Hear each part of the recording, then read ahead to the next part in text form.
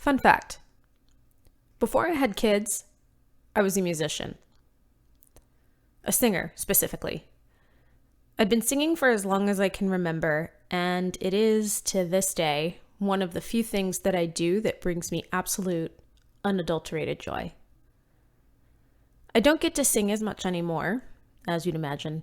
I mean, I try, but these days it's generally songs from Disney movies, and I get yelled at by tiny people if I sing the songs too loud or with too much gusto. Some days, I can feel that my voice has shriveled.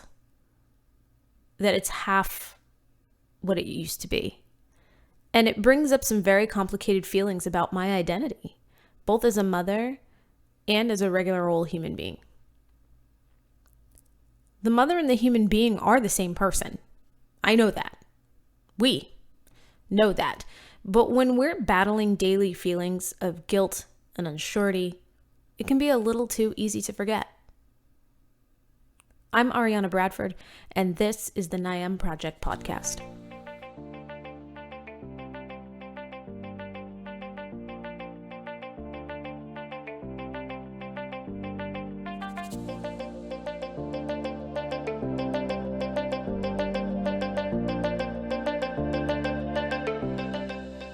Hey everyone, it's Ariana again with the NYAM Project podcast, and you're listening to episode 3, Guilt is a Mother. So there's a narrative going around that a lot of us have bought into, one that tells us that motherhood changes us fully the moment it starts. No matter who you were beforehand, the moment that you become responsible for late night feedings and diaper changes, you're mom. You're the mom. You're a caretaker. You are in charge of everyone else, and now you come after everyone else. And some people revel in this change. Some people love it, and that's cool. But a great number of us, me included, by the way, do not. We don't know how to handle the sudden loss of ourselves that everyone seems to expect. Sure, we grow in many ways, but what about the things that we liked about ourselves? How do we hold on to that? How do we merge those things that we loved with the changes we've welcomed? My guest, Emily, was kind enough to talk about her way of thinking about these things.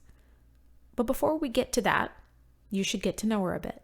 I am Emily Jones. I'm a life coach. I run Free Spirit Coaching, and I love helping women to empower themselves to reclaim who they are now in this season of life. I mostly work with moms who really struggle with claiming their needs for themselves and who, focus so much on everyone else that they forget that they have needs too. I focus more on mindset, and I have some pillars that I work through. So we focus on mindset shifts, on nutrition for your body, and with movement. So whatever that movement may be, but it could be getting out into the fresh air and taking a breath. But it could also be a solid workout that helps you just really refocus your brain. But it's just one of the 3 pillars that I really work with. I was unexpectedly pregnant again. So my middle daughter was 4 months old when I found out I was pregnant with my third. Surprise. And I, at that moment, realized that sometimes it takes that big jolt to realize that we are doing something that may be unhealthy for our minds or for our bodies or whatever it may be, just somewhere that we don't want to be. And it was that moment that made me realize that I need to work myself through it, because I'm usually a super positive person. And, every single day I found myself crying or frustrated or yelling, and I just realized that I wasn't being myself. I wasn't the person that I really, really wanted to be. My biggest struggle, and we talked about this a little bit before the podcast started, but was moving consistently. So after I had my first baby, we moved internationally. I had her in Germany, and we moved to Georgia. And then when my middle daughter was 6 months old or 6 weeks old, we moved to Washington. And then when my youngest daughter was 6 months old, we moved to Oregon. And so that consistent bounce was really hard for me. And I ended up realizing that I was really fed up with not having connections that were consistent, but also not knowing how to create them. Yeah. That was my biggest struggle. Yeah, that community piece. That's a definite struggle. How'd you overcome it? I started my own group. I said F it, and I just said I'm going to do it myself because none of you people are doing it for me. If you can't beat them, join them. Right, That's basically exactly. the way that it works. That's true. We talked about that because we both have moved a lot. And right. I think you probably moved to more interesting places than I have. Mine are pretty much like New Jersey and Connecticut and Florida. I feel like they're pretty similar, to be honest with you. I mean, I haven't ever been to Florida, but Georgia, New York, Washington, Germany. Fair point. Yeah. But that's it's one of probably the first things you learn is how important a support system is. You have to have a support system, even if it's family and like a friend or family and two friends. You have to have people that you can talk to. Right. And I think that that's something that we all kind of forget too, because it's really hard to forge a group when you're busy all the time. Yeah. Well, and that's the other thing is I realized that a lot of us are in the same boat, even if you haven't moved, because now we're parents and now everything's based around bedtimes or schedules or, if your kids are younger or, sporting events if your kids are older. And so it just goes back to the fact that you have to ground yourself so that you can create shifts in other places. You have to work on yourself. I have to consistently work on myself so that I can create those shifts in other places. I'm sure everyone listening right now knows very well the pressure that comes from all sides. You're expected to be a great mother, partner, friend, family member, and overall human being. If you step out of line or mess up in any way, you have to deal with judgment and assumptions from other people. Suddenly, it feels like the only way to be a good parent is to allow your time, your health, and your aspirations to belong to everyone else but you. It's unspoken, but it's now a part of your job description, and that's a hard thing to ignore. I struggle with this, but I have held on to myself a lot better than I expected to, but a big part of that is because I'm a total stubborn ass. So if you need a little bit more of a push, if you know that this isn't a great way to feel, but don't know how or where to start, Emily says to start small. One of the things I suggest for my clients is to begin with 3 breaths. So I know it sounds simple and it may sound annoying to hear that, honestly, because people are like, okay, it's bigger than a breath. But when you are so focused on someone else and you're so focused on everyone else's needs, allowing yourself any moment to refocus and shift to a different thought process is massive. So I suggest to my clients to take a deep breath in for 3 seconds and to let it out for 6. Do it 3 times. But that's the very, very beginning. The second more functional step is to figure out what your big domino is, kind of that one thing in your life where you think like, okay, if this thing fell into place, everything else would fall into place, and to work your goals or your focus around that one domino. Whether it's finding one thing in your community that you love doing that may make you feel happy or make you feel like you have kind of taken back a piece of you, or if it's something that'll make you feel stronger or make you feel, more energetic or more clear-minded, that one thing to allow yourself to focus on it. I know so much of us have a lot of guilt. So that's a whole nother topic, and it's definitely something I work with a lot of my clients on because it's massive. I'm sure this sounds nice, right? But what about how weird it feels to take actual time out for yourself? What about that tiny jolt in your stomach that you feel when you sit down in another room to just exist without your kids for a few minutes? What about that all-encompassing mom guilt?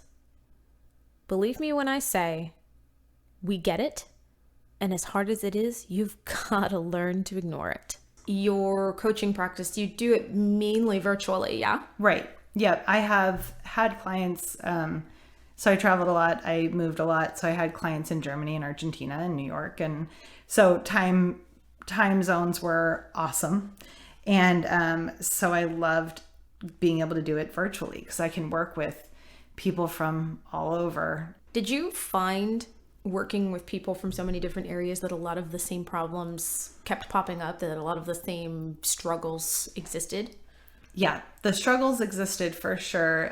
The thing that I had to really focus in on when we were talking about nutrition, if we were talking about nutrition, was how different the food is, which sounds so funny, but moms from everywhere are having these similar thoughts and these similar struggles and similar pressures put on them when they're not really sure, what to do or where to turn. What was probably the thing that you heard the most? The guilt.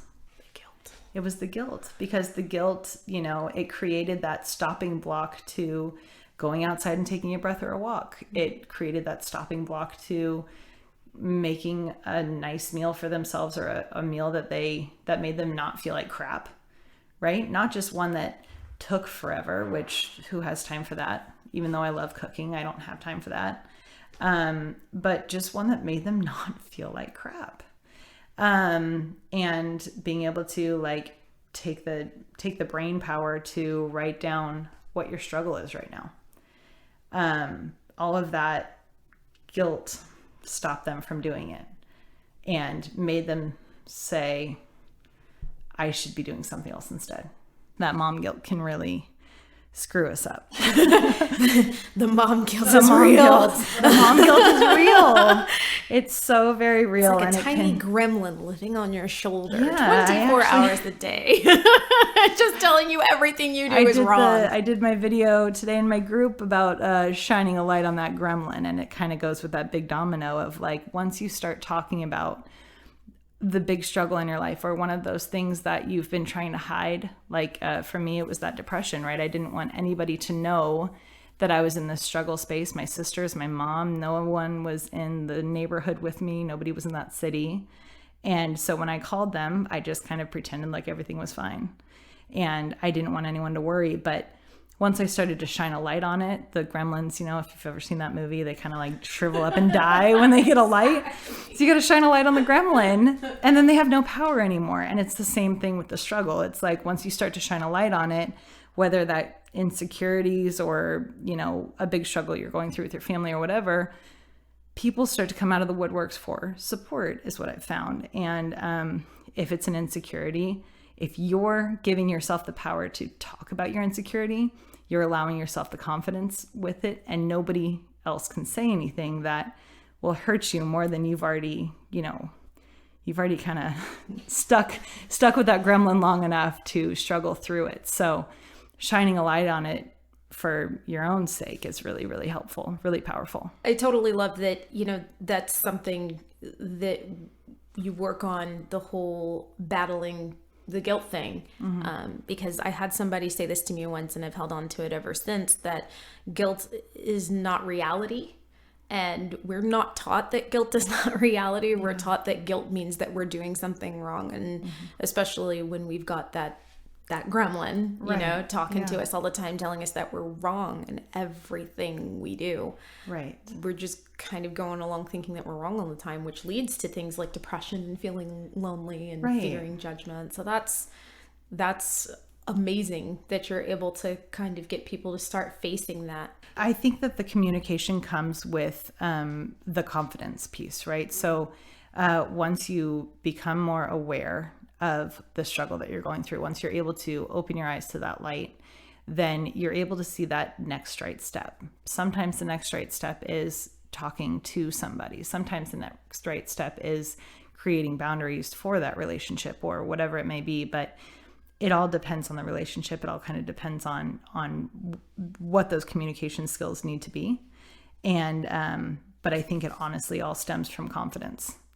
Just start with one thing. And that's I think where most of us get caught up, because when we start to think, think about the shoulds, right? I should be working out. I should be eating better. I should be playing all day with my kids. I should be working, whatever all of those things probably have come across most of our minds at some point. But you start to get overwhelmed, and then it just all goes to hell.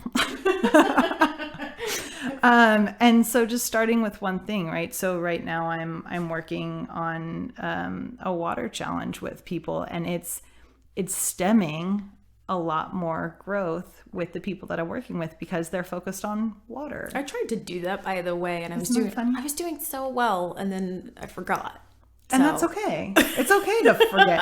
And that's the other thing we forget is that it's okay. That is true. All of the struggle and all of the emotions that we feel are all not bad things. They're just information. All of it's just information. So in terms of the confidence in the switch, I would say focus on one thing. And it all goes back to that big domino. What's your one thing? A big domino. Big domino. We've all got a big domino. Isn't that funny? The most amazing piece of it is when they start to realize, okay, it's not just that my life is busy. Everyone's life is busy in some way, shape, or form, right? And it doesn't mean that my struggle is more of a struggle than yours or any of it. It's just that you get to take your normal and you get to put it into your self-care, right? So what you have in your day-to-day will determine what you get to do or want to do in your self-care, in your mindset shifts.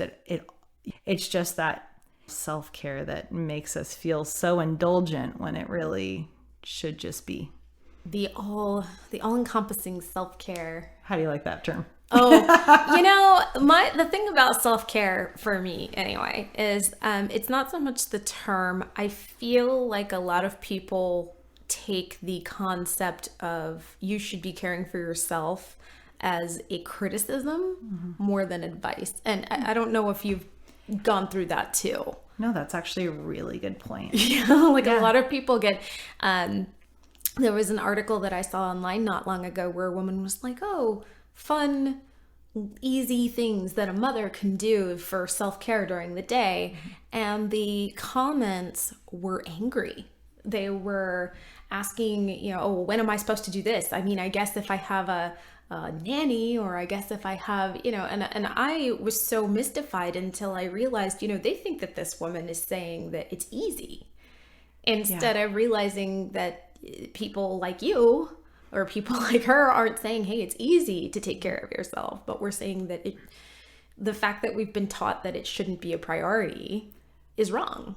Right. Or it should only be for people who can afford it. Exactly. Right. It's a massage. It's a trip to like some tropical island where you can sit for 5 days. A manicure, a pedicure. Yes. Yeah. Anything that costs money. And that's not the point. No. It's not, all of that stuff is a should at that point. All of that stuff is something that some aspect of society is telling us that we need to do to take care of ourselves. And I think it's bull. I could say more. I think it's crap. I think all of that's crap. I love traveling.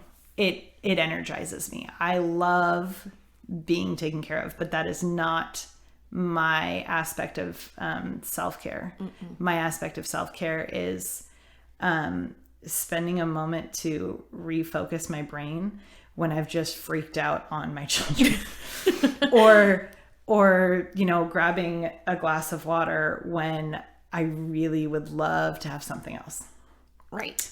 And it just, it's those simple things that you're doing simple. They are the things that don't take much time, but require brain power. Right. Right. So it's not something that we talk about so much like that. It's that the idea of radical self-care where you are consistently filling up your soul and your space, so that you can give your best to everyone else. Because as moms, I think that's so often what we want to do. Every person's different, but for me, I love giving all of myself to other people, but I can't give all of me if I don't have all of me. If there's nothing there, what is there to give? Exactly. Yeah. And that's something that I don't think we are told enough. We're just constantly told that we're supposed to give. until we're like, we'll give what? Yeah. I don't have anything Where? left. From where? Where I have nothing left. I'm going to bed. Yeah. So what are we trying to say here? Are we saying that it's easy to remember yourself? That you're going to find time every single day to sit and regroup? That you shouldn't ever be frazzled and tired and ready to explode? Hell no. You're a parent now, so yeah, good luck with that. What I am saying is, we absolutely still need to make ourselves more of a priority than we do now. And we need to do it without fearing that we're flunking this whole motherhood thing by doing so. In fact, we need to, because that's how we're going to reclaim ourselves.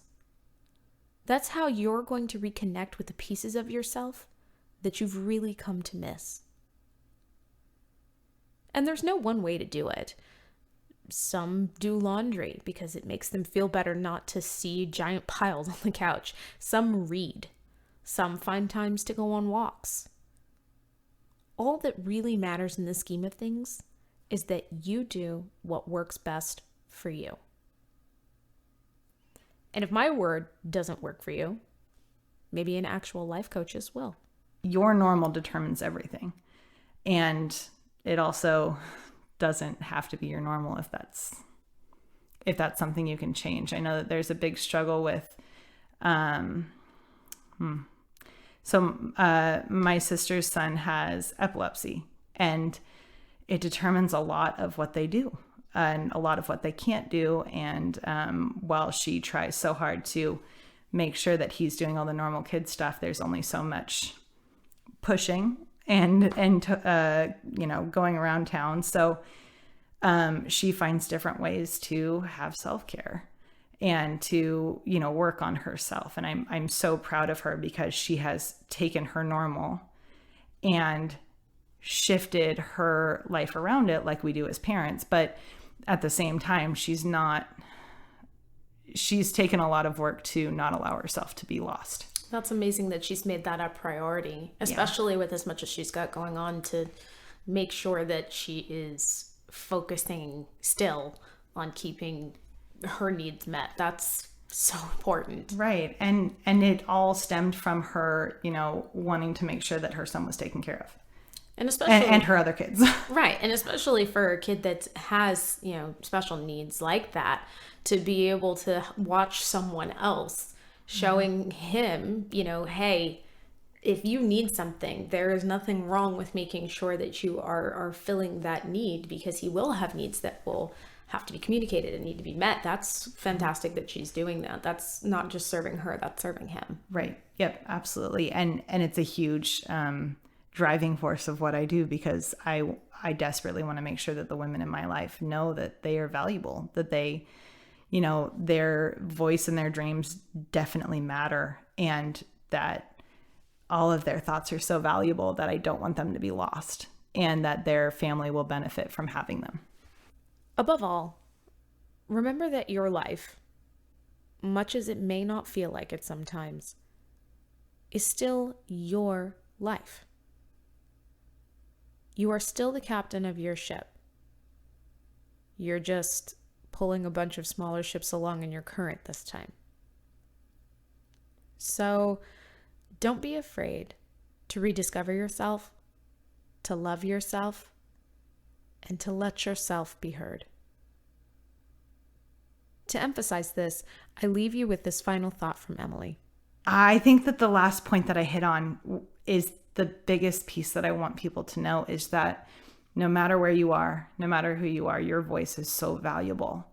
And so often our struggle with what people will think of our voice, what people will think about, what we're thinking or what we have to say, stops us from saying it.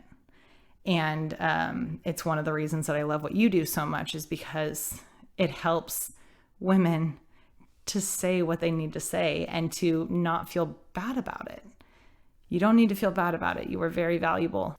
If you'd like to find out more about Emily, you can find her in her free spirit coaching community on Facebook, or at Emily Jones FSC, that's S as in Sierra, F as in Fox, C as in Charlie.com. The NYAM Project podcast is written and produced by me, Ariana Bradford. You can find out more about us at wearenyam.com or on Facebook or Instagram under the NYAM Project. Thank you to Emily for lending us her expertise for the episode, and I'll see you